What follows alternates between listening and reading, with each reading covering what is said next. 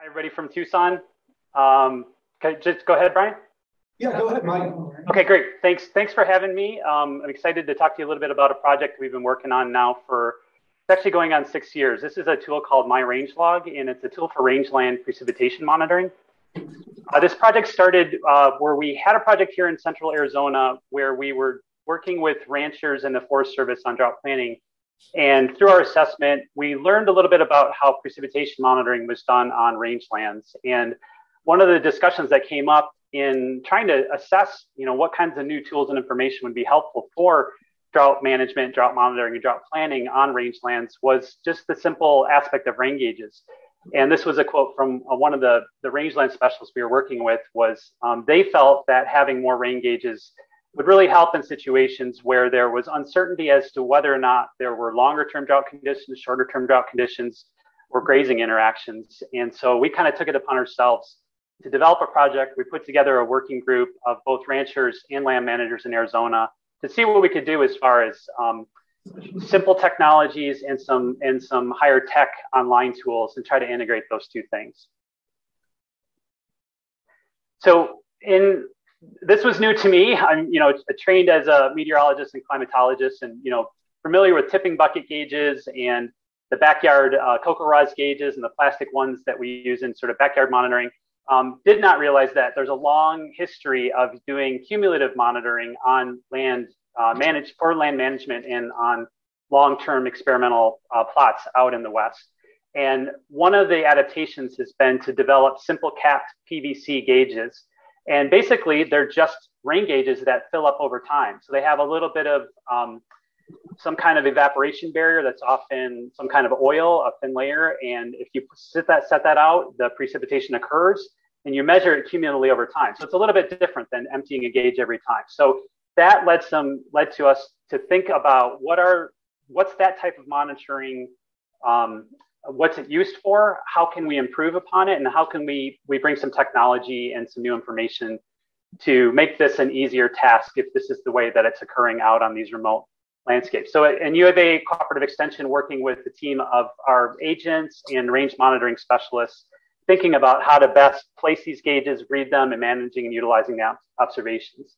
And we think that this sort of meets people where they are because they're already using this type of technology and it's really effective. We've done some testing against some of the higher tech tipping bucket rain gauges, and it allows people to collect their own data and then analyze it against longer term climate information, which is what I'll talk about today is myRAINge log. So we, in this project, we thought about, was there any improvements we could make to this simple PVC gauge approach? And buying the plastic gauges in the backyard wasn't enough. And talking to ranchers, they needed something. This was a quote from one of our ranchers: "Is can we design a better rain gauge for remote range monitoring, cow proof, because the cows rub up against them, so they need to be pretty strong, easy to read and maintain, inexpensive, and rugged and long lasting." So all of those things is why PVC had been used in the past. We started playing around with some clear PVC because the white PVC, you actually have to drop a tape down it and then pull it up like a dipstick on your car and then figure out and read that, which is often quite difficult and imprecise. So having these clear gauges has improved that precision and made it a little bit easier. You don't even need a tape. You can just read them quickly out in the field.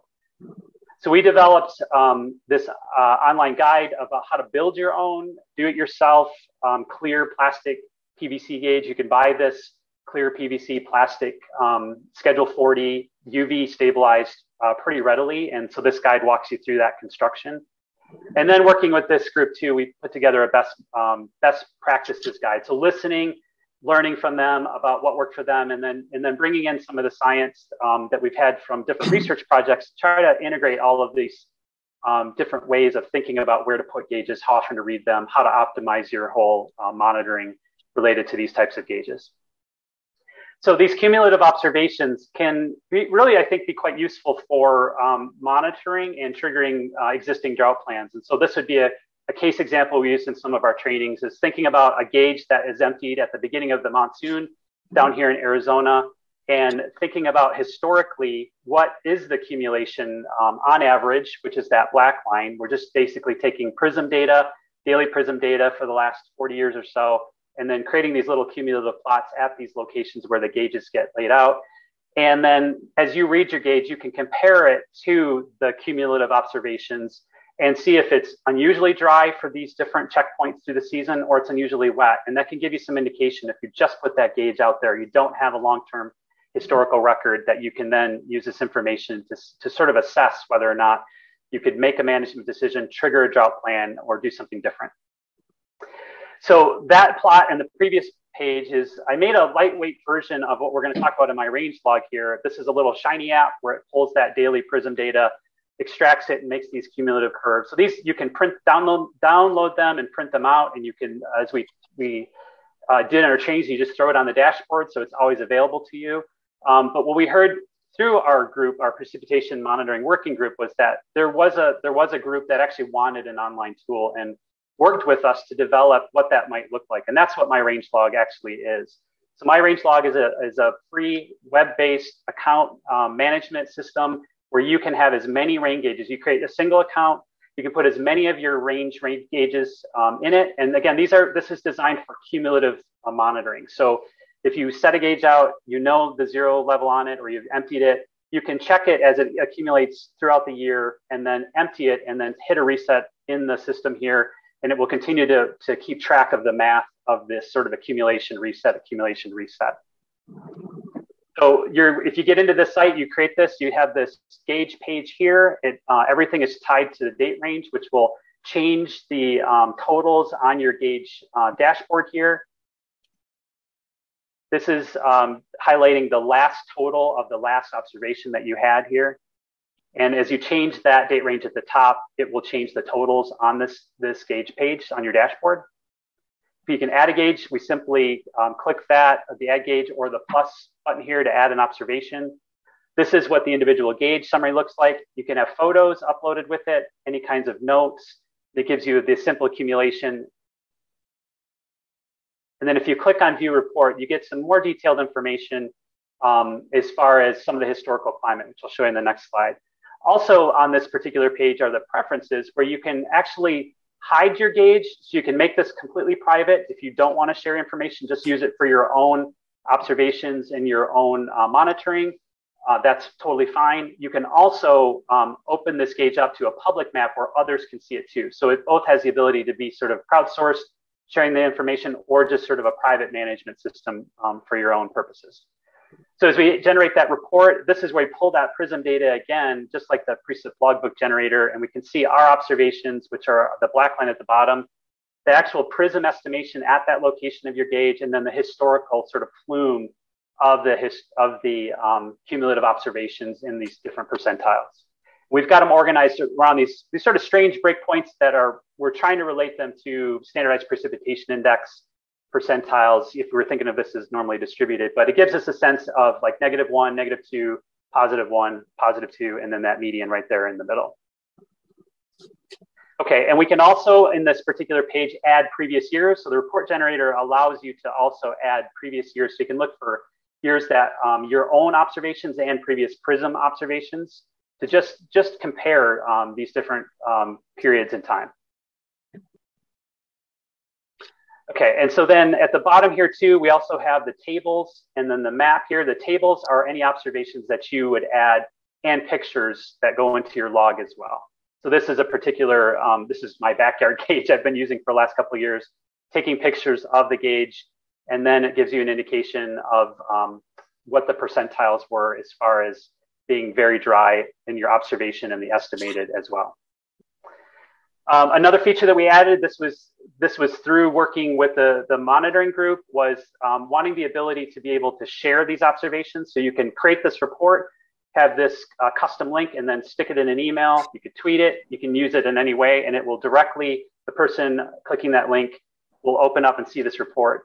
We heard that the ranchers will send this to the Forest Service to give them an estimate or give them an update on what conditions look like at their particular allotments. This is the public map, so you can see the gauges that we have in place here. You click on any one of them, it will give you an indication of the last observation, the total number of observations, and then if you click on the individual gauge and view the report, it will generate the report of those particular observations there. So kind of a nice way to sort of poke around if you're a land manager and see what other people are seeing in these cumulative gauges. And often they're in remote spots away from any of the volunteer monitoring, the official networks we have around. A new feature that we just rolled out in the last month is precip notifications. And so each of your gauges is pulling that PRISM data every night. And so if you were interested in knowing whether or not PRISM has detected precipitation based on that interpolation at your site, you can turn on these in-app notifications and also turn on an additional email. So it'll email you if any of your gauges, you can set it for all your gauges, one of your gauges, and you can change the thresholds as well as far as these notifications. So we're pretty excited about this new feature. And finally, it's smartphone ready. It works in the field. It also is built on infrastructure that it creates a kind of a pseudo app on your phone. And so if you go out of service, the app is still functional. You can take observations and it will sync with your account once you come back into service. So that was another requirement we heard early on in the project, and it works. So if you are out at these remote sites, you can take your pictures of your gauge and your observations, and it will sync back up with your account once you get back into service. So we've got a YouTube channel. You can see some more talks and describing some of these features. We've got an info page that has some more tutorials. And as always, contact me if you have any particular questions or if I can help with anything. So thanks very much.